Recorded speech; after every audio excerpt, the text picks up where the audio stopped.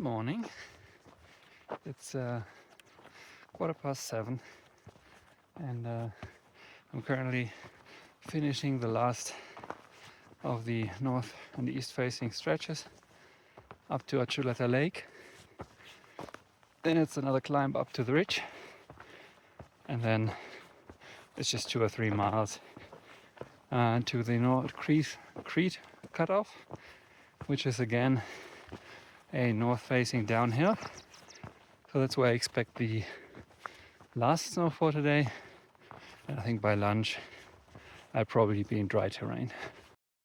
I did find a dry patch to camp on last night, so that was really comfortable. Shoes were, of course, soaked and frozen this morning, but the good thing is that I have a pair of waterproof socks for conditions like that. So if you know you have completely wet shoes and you want to save your feet a little bit, that's a good solution. Some people have asked me why I sometimes shove in the nasty parts of the trail in the afternoon or evening, or why I continue doing it at that time. And one of the main reasons often for me is, if I do that, if I know that the trail will get better and improve soon, then I prefer to get all the nasty things done in one day, because you're gonna be soaked and muddy and wet and exhausted anyway, but you'll have a fairly nice walking in the next morning.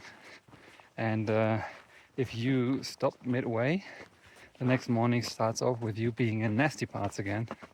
And so that's one of the reasons why I sometimes keep pushing in the afternoon. I think it's really important to know the videos that I showed yesterday.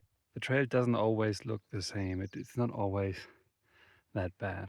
Sometimes it's also like this. So, which is just about a similar degree of fun. And I'm kidding, of course, most of the time.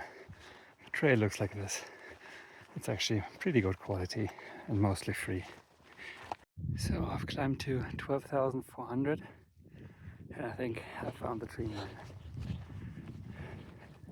Down there, you see, that's the last trees, Achuleta Lake. And here you can see where we came. Oh, I came from yesterday, over here, crossed all of that, went into that, over that, through that, and then down here. Just coming up on the Creede cutoff. This is where the red line continues straight and the cutoff turns right down the valley. That little pole and snowfield is just ahead. That's where I turn right. This is where it cuts down, and then it continues down that valley here on the right, all the way down there to the river. It's actually a lot brown and greener than I anticipated. I thought this was going to be full of snow. Makes me happy. So I came down that small minor snow patches, but no issue. Didn't even get wet. So the trail down here is mostly through dead forest, burn zone.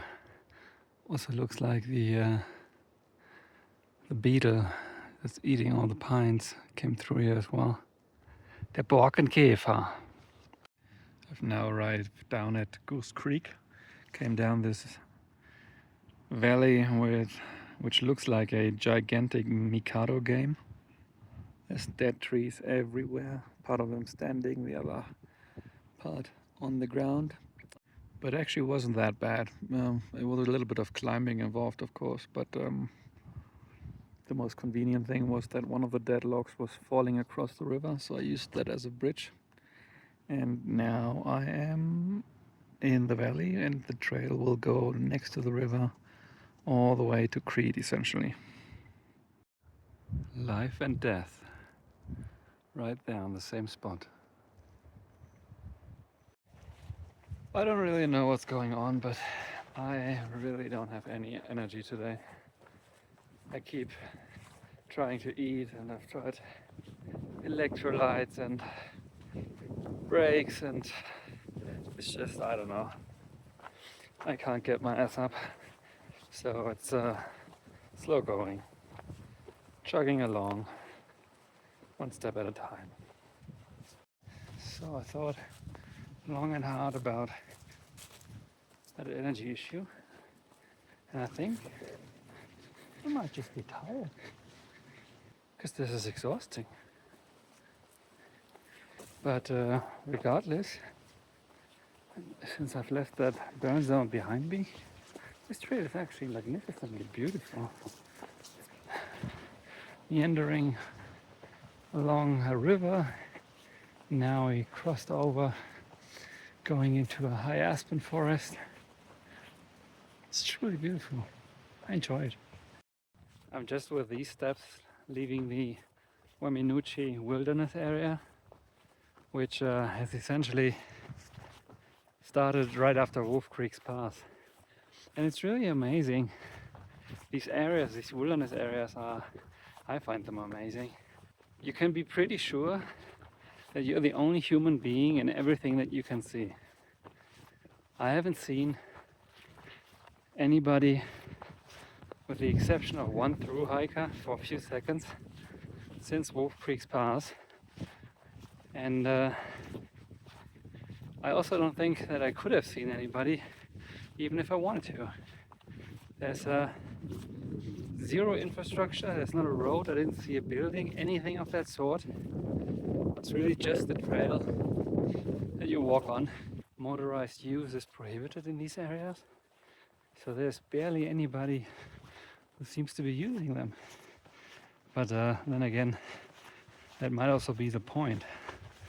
I mean, they are probably called wilderness areas, so they can be wild, right? So animals don't get disturbed and nature can develop the way it's supposed to.